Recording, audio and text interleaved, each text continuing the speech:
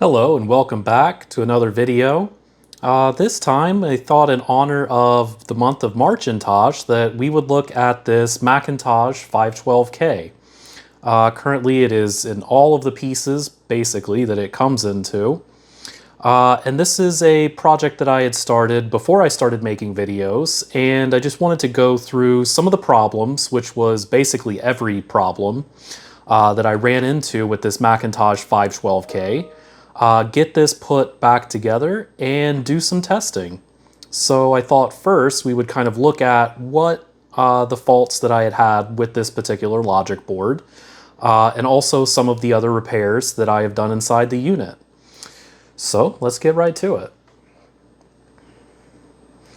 First, I wanted to talk about the chassis. So this Macintosh had quite severe battery damage. This is the battery holder from the original Macintosh here. It is still quite corroded, has a lot of the green crusty on it. This battery contact in here was completely eaten away, and it actually cracked in half. So I just decided to remove this from the analog board. It really doesn't do anything useful for the original Macintosh here, other than maybe keeping the time, which we're not really interested in these days anyways. We're not doing a whole lot of productivity applications that would depend on knowing the current date and time. So what I did with the internal chassis is I had taken this completely apart and stripped it down, removed the floppy drive cage here, and I used a sander and I applied rust converter to the entire chassis, which honestly may or may not have been a great idea, but all the same, that's kind of what I did. And we're going to go ahead and start putting this back together. So here's that chassis, and it actually looks really cool in this black finish.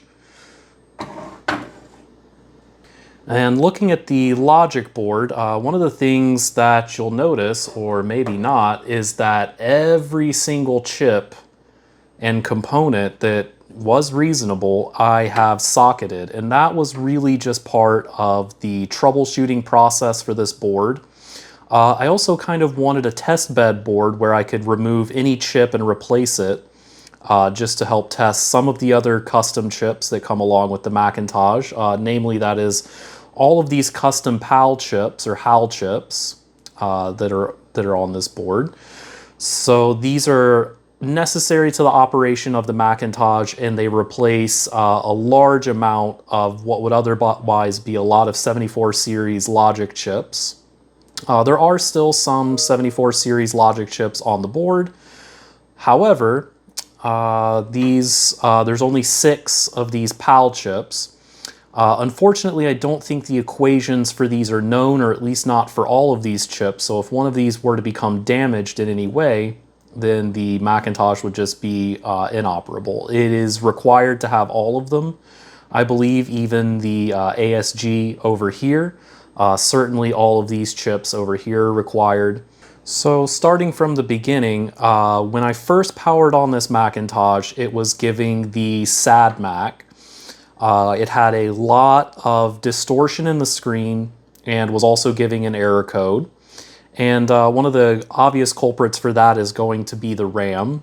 So I started by socketing the various RAM chips. The error code was indicating that it was a particular RAM chip that was going bad, and I replaced that. But after replacing that one, it really didn't seem to be working a whole lot better. It was still giving SADMAC error codes that seemed to point to other random chips on the board, and that was just very strange. So after socketing the RAM chips, I completely replaced all of the memory on this board. And here I have some of the chips that went bad on this board. Here is all of the original Apple RAM. It's not Apple branded on this particular 512K, but these are all of the original RAM chips that were on this board. So going over some of the other things that went wrong with this board are the 2 ROM chips. I did end up burning 2 new ROM chips using the ROMs that are available online. Currently I just have 2 of the ROM chips. I believe these are actually Macintosh Plus ROMs currently in this board. Some of the other chips that were bad were the 8530 over here, the 6522 here. And one of the things that really tripped me up during this repair was that even though I had replaced a number of chips on this board and swapped them with known good chips from another 512K, is that it was still behaving very erratically, crashing, sometimes producing SADMAC error codes, sometimes it would turn on and the speaker would just make random popping noises. And it wasn't until I removed every chip from the board, all of the 74 series logic, all of the RAM, the CPU, which is also socketed, all of the PAL chips, these chips here, that I started to center my attention on some of the passives on the board. And going through, I was actually able to identify that this one resistor pack here had a short that was causing an excessive drain or excessive pull down on one of the address lines that was just causing all sort of erratic behavior. So once I pulled that off the board, it started to operate somewhat normally. The resistor is required here, this resistor pack. So once I replaced that, it started working perfectly. So I think in the end it was 3 bad RAM chips. I did end up, unfortunately, cooking one of the PAL chips here. I put it in backwards. It's really easy to do during testing. Even though the notches are kind of all aligned in the same way, it was just an easy mistake to make. But here is that bad resistor pack here. And yeah, just a number of other chips that I had to replace, and I started to try and swap some of the 74 series logic with other known good 74 series chips. But in the end, yeah, it was definitely 3 bad RAM chips. These 2 chips over here, there was a couple of bit errors in the original ROMs, which are here. So there's a problem in one of these chips as well. So it really is just everything was wrong with this particular Macintosh 512K. It was quite a repair series. Unfortunately, again, just before I started making videos, so I don't really have a lot of that on film. But I thought, so now we can go ahead and put this Macintosh back together, do some testing. I'm not even sure that this thing still works. It was a little under a year ago that I was able to get this finally booting up. But I kind of left it in parts because I was going to do some additional repairs on it in the meantime. So let's go ahead and get this thing back together, and I think we'll start with getting this chassis back mounted to the front. Okay, so here we have the front bezel of the Macintosh. It's in pretty good shape. There's no obvious cracks, just a few scuff marks that I think I might be able to eventually buff out, but otherwise it's in pretty good shape. So I think first we'll go ahead and reattach this chassis to the front of the Macintosh. And so this just sits right in here, like so.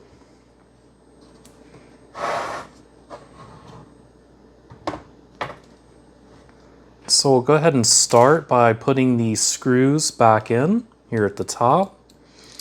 And as always, you just want to run these screws a little bit in reverse just to make sure that they catch back into the original plastic. We don't want to create any new threads. And I might have to get a better screwdriver than this, but we can go ahead and put these screws in just a little bit.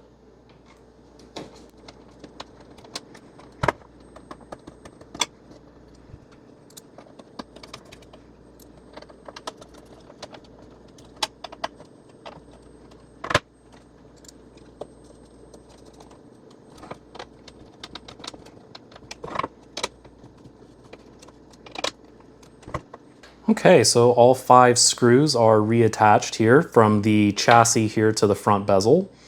So we have 1 screw here, here, here, and 2 on the underside. So those have all been reattached. Next, I think we could go ahead and get the CRT back into place. So we'll go ahead and grab our CRT. And the high voltage anode will connect right here on this side. So we want to make sure that this is on the same side with the floppy drive. So go ahead and let this sit back into place. And yeah, you want the deflection yoke connection over here. This is the side that the power supply will reattach to. So we'll go ahead and get our CRT centered back up here and get some screws in that.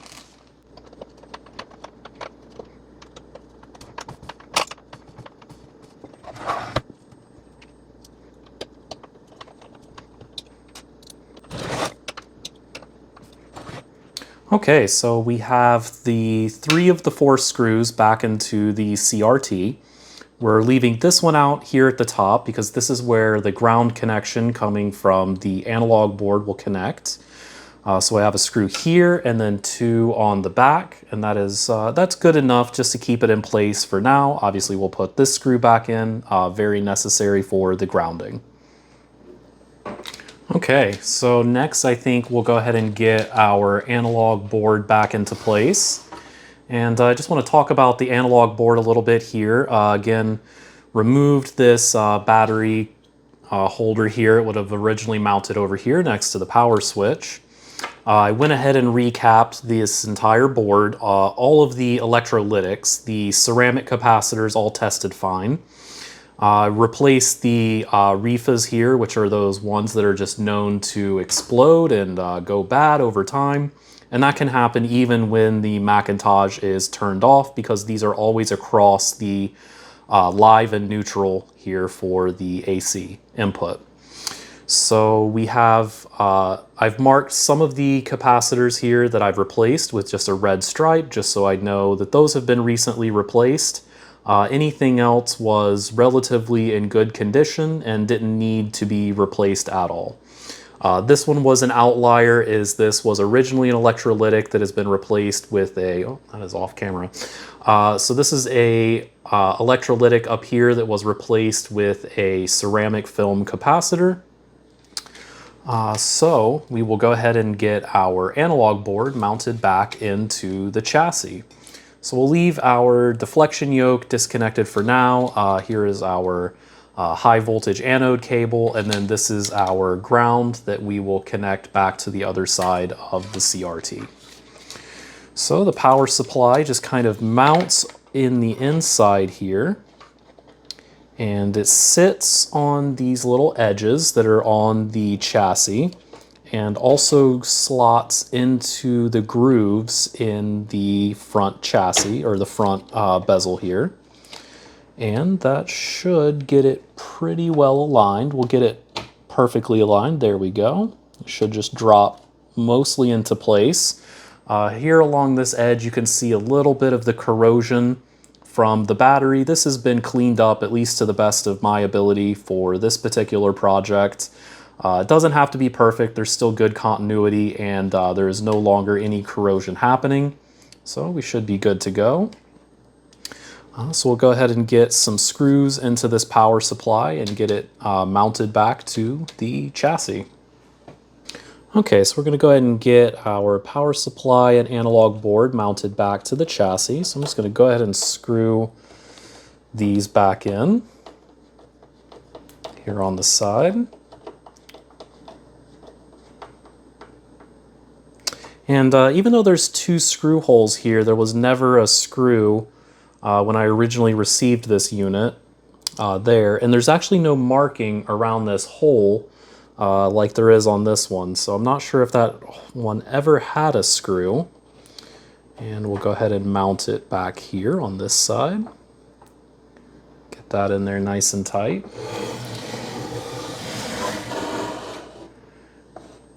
And then lastly, we'll go ahead and make sure that our ground connection here to this metal chassis is connected as well.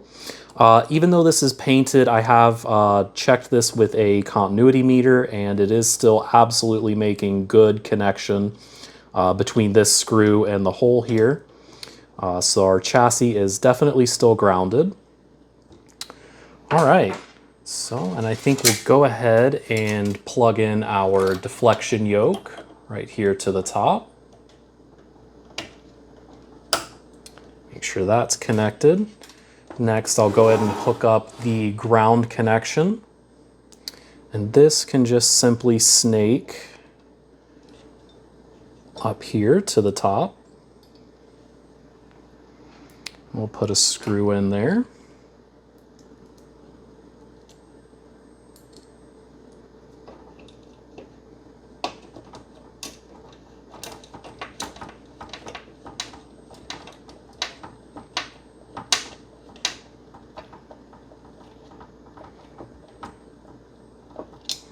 Okay, we have our ground connection all secured here to the top of the chassis and to the top of the CRT.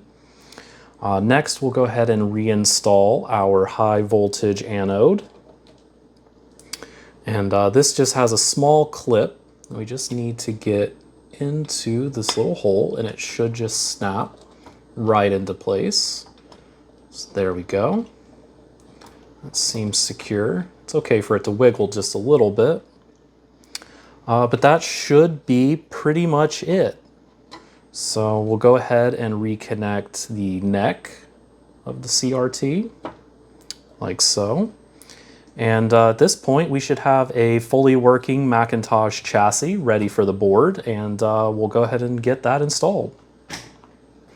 Okay, I have the Macintosh here on its side, so we'll go ahead and slide in our logic board, which just slides in on these rails on either side, like so. And there we go. That is in. And then lastly, we'll go ahead and reconnect our floppy cable. So we'll go ahead and connect this side to the back of the floppy drive and reconnect this side to our logic board, like so. And that's it. We just built a Macintosh 512K. So I think it's time to go ahead and reconnect power and see if this unit will go ahead and power up. Okay, so I have reconnected power to the back of the Macintosh, and it's moment of truth time. It has been a while since I have powered this up, and certainly a long time since it's been back together in one piece. So let's flip that switch and find out if we still have a working system. It sounded a little weird. Let's see if the screen comes up. Okay, that's good. Awesome. Let's give this a little bit of a wipe with some Windex and clean up some of those fingerprints.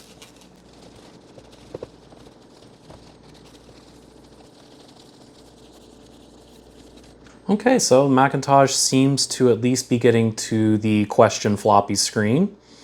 So that is certainly some good news. Let's see if we can turn the brightness up a little bit. There we go, that's much better. Sorry about the rolling pattern here. I don't have the camera locked to the refresh rate of this screen. However, I think let's go ahead and hook up a mouse and see if we can get this unit to boot up from a floppy. Okay, so I've connected a mouse up to the Macintosh, and I have a boot disk here with OS 6.0.8. Double density disk. The way you can easily identify these is that the notch here is not present. It has one on this side, but not one on the other. And this is an 800K disk, so you can't just use, well, you probably can if you formatted them correctly, but an 800K disk distinctly different than a 1.4 megabyte disk. Go ahead and get our Macintosh on. Good beep. Wait for the question mark screen, and we'll go ahead and insert our boot disk. Hey, happy Macintosh. I'm certainly happy. Awesome. Always impressed by the speed at which these Macintoshes can boot up from a floppy disk. About as fast as you can boot DOS, and we're booted into a full, GUI here, so that's awesome. I'll go ahead and go to About This Finder.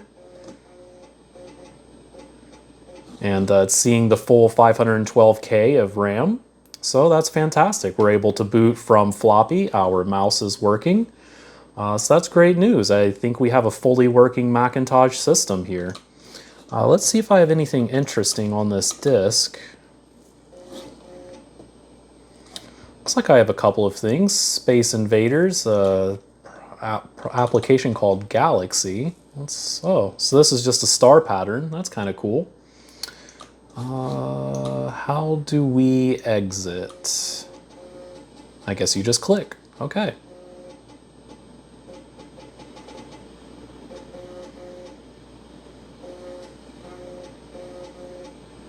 Cool. So we're back here at the Finder. We'll go ahead and shut down and get the rest of the case put back on.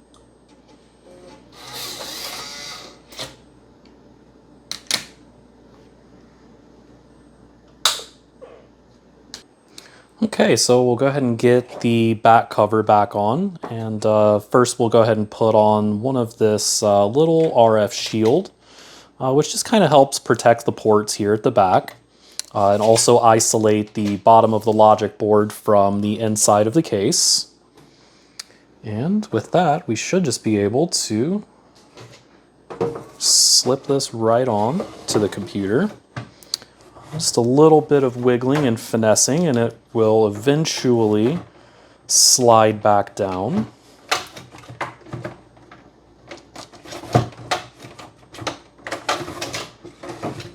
There we go. Perfect. And with that, we can flip it back around and get the screws back in. Okay, so screws back in at the top and the bottom. And even though we don't have this battery holder in here anymore, we're just going to go ahead and cover that up with a happy little battery door cover, like so. All right, so that is our Macintosh 512K fully put back together. Awesome. Okay, so now that the Macintosh is all put back together, I thought it would be fun to try out some of the original software that it came with by risking some original Macintosh disks. So here we have the kit that would have been originally included with a Macintosh 512K. This includes the manual and some important reading documentation, packing list. Here's the original manual. I quite like that it has a stand cover built into it, so you could prop this up next to the Macintosh as you're getting familiar with the system. Quite like this manual, very cool. Inside the box there is also a few discs and an audio guide, which is also pretty neat. So I thought we would go ahead and take a look at the system discs. So we'll go ahead and pop those out. And we'll pop out these as well. And take a look. So inside the box here for the Macintosh, we actually get a number of discs. We have 2 system tool discs. I believe these are just a copy of each other in case one of these were to become damaged. We also have a guided tour and a Mac Write and a Mac Paint software sampler disc. So let's take one of our system tool discs and see if we can go ahead and boot from one of these. I haven't tried booting this Macintosh with one of the original discs in it. So let's go ahead and try that. So we'll go ahead and turn it on. Uh-oh.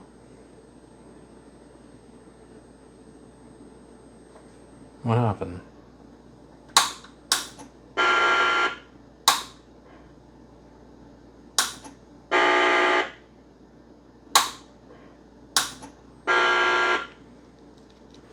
Okay, well, wouldn't you know it, we've developed some sort of a fault here. Let's just demonstrate what's going on. As soon as I turn it on, getting a very weird kind of scratchy noise from the speaker, and no sort of usable display. So we're gonna have to open this back up and see if we can figure out what has gone wrong. Okay, so as you can see, I have taken the motherboard out of the Macintosh. I have connected it with a slightly longer power cable here, and also a slightly longer floppy cable. It's just going to help me access this logic board while it's outside of the case instead of trying to prop it up behind it. I guess it's no surprise that the Macintosh that has given me every problem would decide to give me a few more while trying to put it back together. So just to kind of demonstrate what's going on, which isn't a whole lot, I'll go ahead and turn on the Macintosh. And we just get a few pops. The CRT, when it comes on, may show just a little bit of glitter, just a little bit of junk on the screen.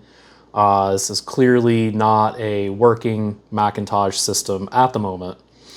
So I'm not sure what's going on yet, but my suspicion is that, and please don't follow in my footsteps here, of socketing literally everything on this board. I think that was generally a bad idea. I do think it's going to help figure out the problem, but in all honesty, I think that is what has caused the problem in the first place. So I'm going to go ahead and just power cycle this right quick. As you can see, just a little bit of junk there on the screen as it's power cycled, and it is not coming up. I do see some snow sometimes when I tap certain components here on the board.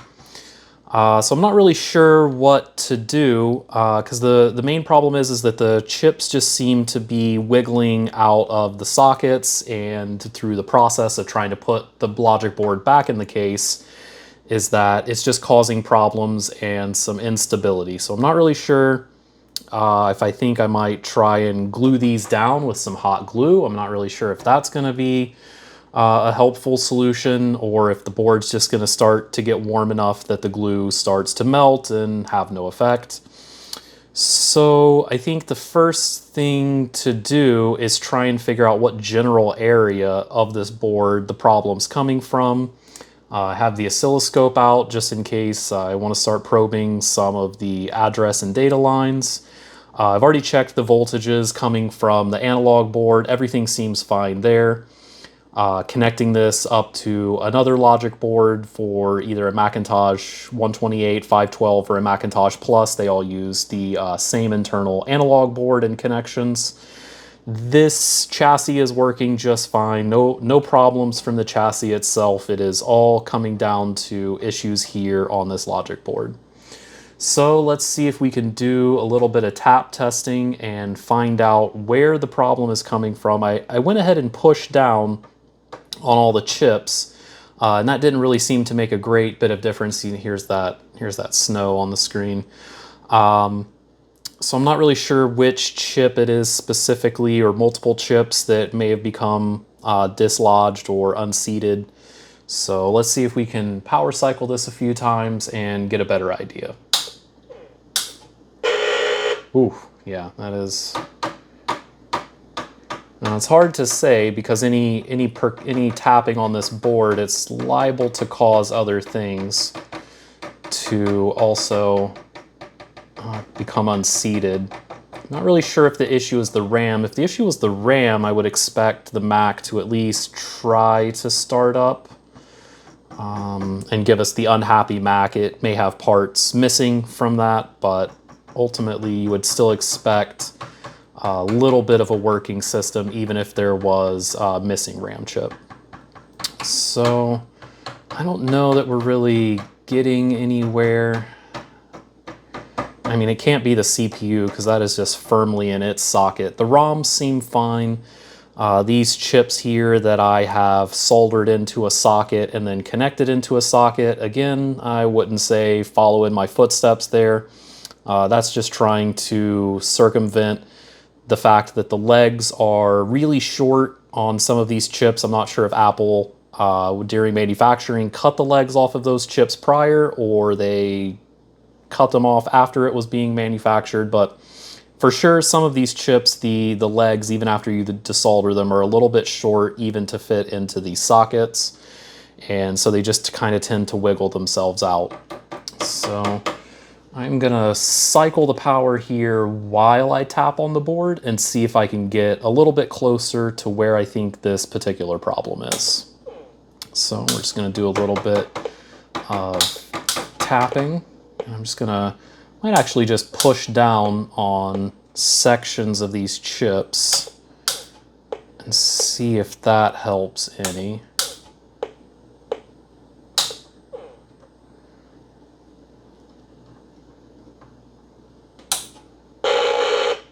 Okay.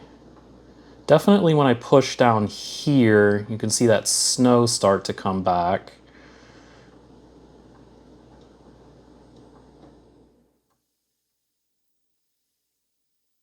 It seems like something is up with here, either this LS3 393 or this 257 over here.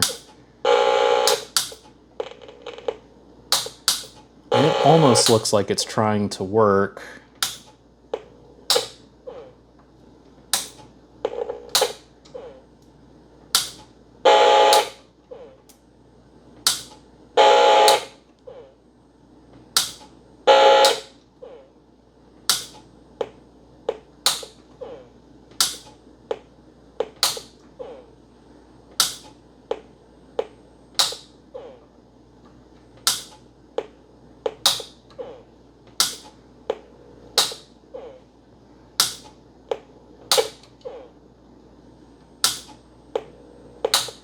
Yeah, it's none of these chips. Incidentally, these three packages here, they aren't chips. These are just filters for the ports here on the back. But anyway, we'll give that a test. But we have nothing connected to these ports anyways. I doubt that that would start to cause an issue.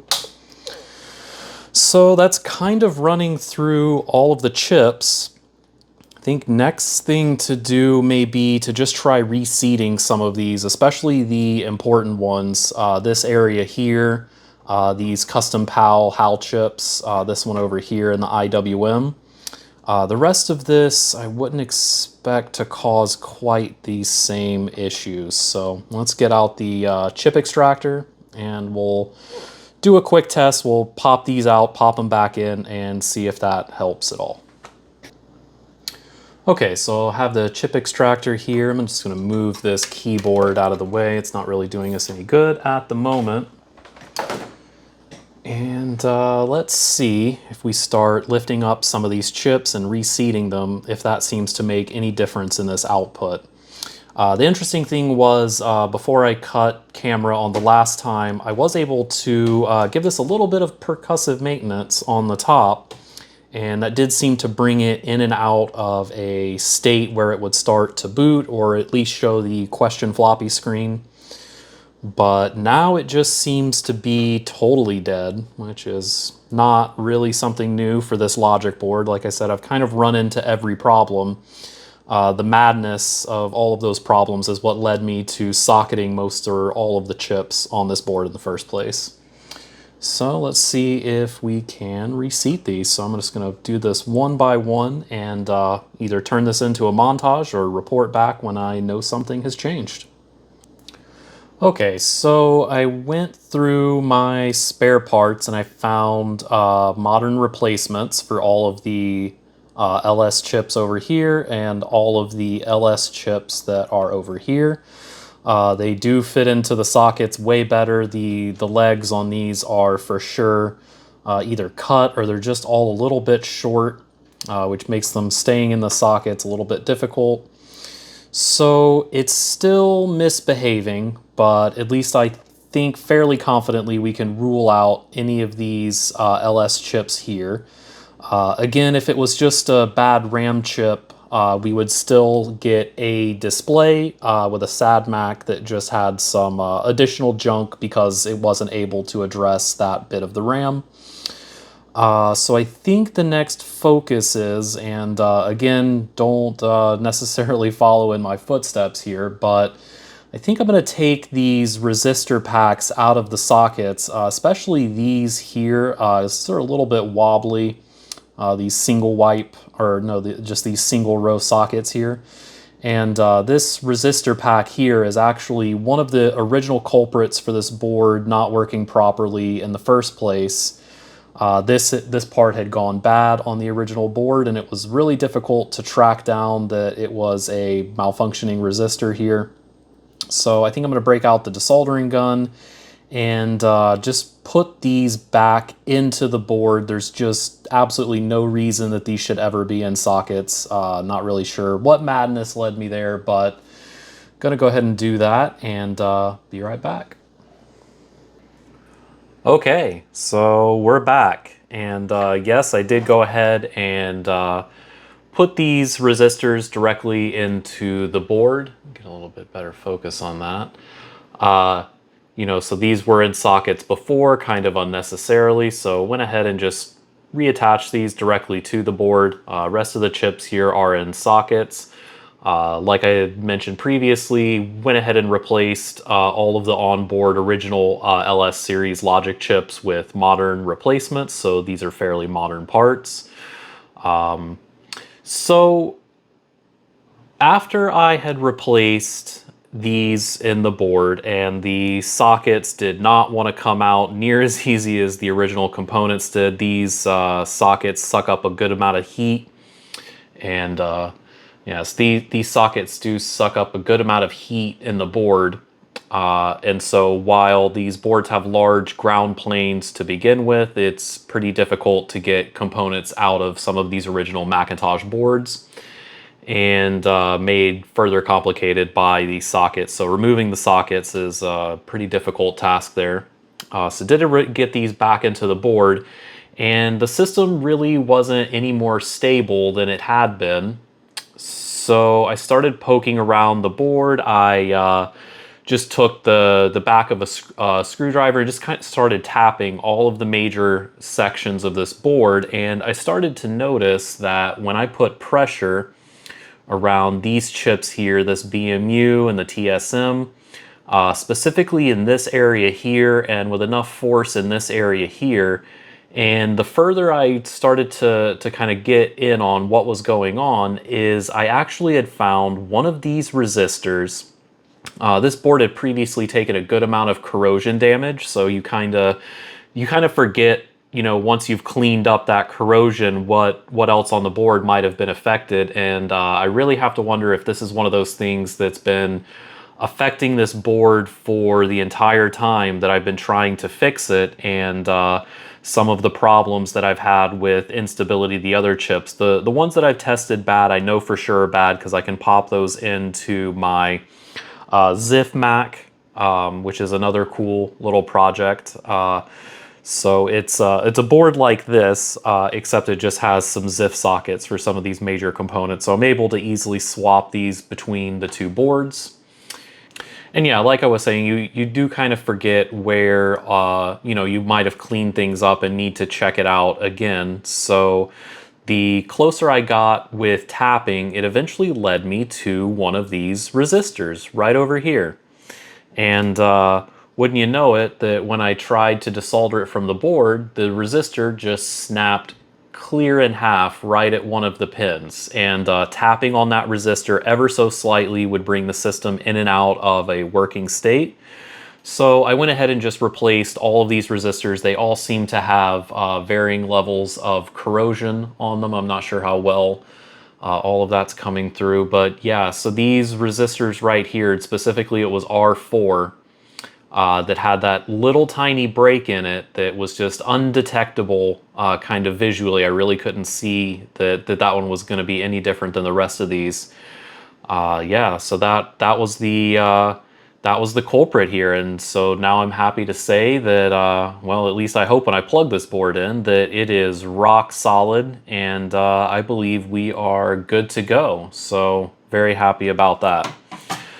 So it's just kind of interesting that a lot of the problems come from the passives on the board. So there were a number of bad chips, there were bad RAM chips, there were bad these chips over here, there was bit errors in the ROMs, but ultimately there were issues with some of the passives on this board. I did have to replace the resistor pack here, and now one of these resistors here. So I'm going to be a little bit more you know, keen to check out the passives on boards like this that have corrosion damage, because it does affect those components. It'll get inside of the resistors and eat away at the chemicals inside of there. So let's go ahead and get this connected and get the Macintosh booted back up, and let's see how we're doing.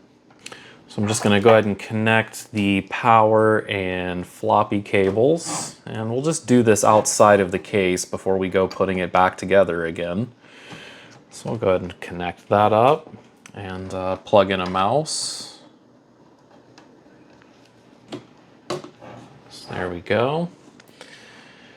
And let's go ahead and flip on the power.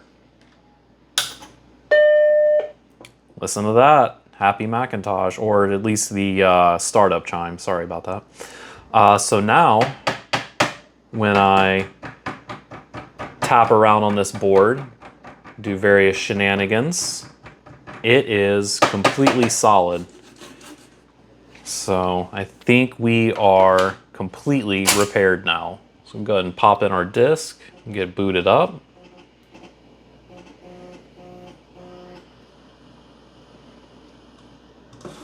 And hey, look at that. Back into the Macintosh desktop. We have files on our disk. Go to About This Finder. OS 6.0.8, 512K. Let's see if we can play a game. Just make sure everything is solid. Load up some Space Invaders. Do I have to click play? Oh, okay. Well, looks like it's working to me.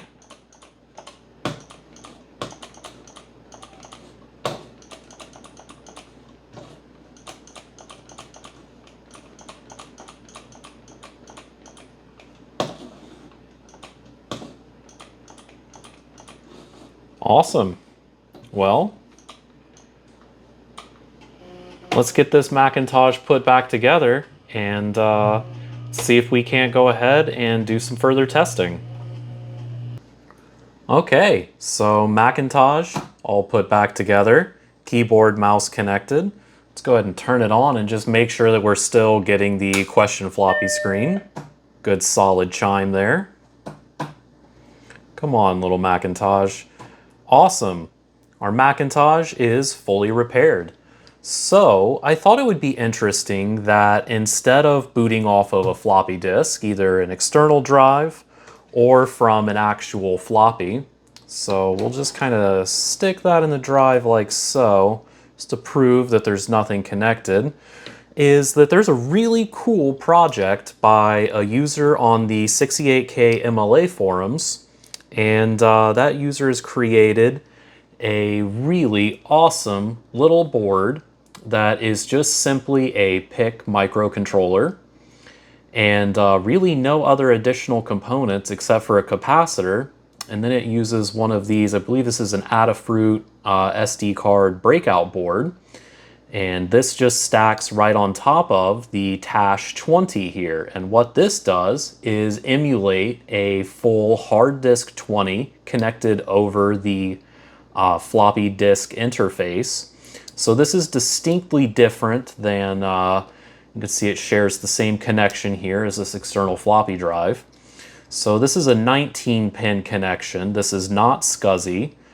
So this can be booted from either a Macintosh 512K enhanced. I believe there are certain differences in the ROM that a Macintosh 128K will recognize this as a drive when booted, but certain Macintoshes, I believe the 512K enhanced and up and the Mac Plus will all boot this as an actual external hard drive. So let's go ahead and get this connected and see how that works out. Okay, I have the TashTwenty connected to the floppy disk external connector on the Macintosh, so let's go ahead and turn it on.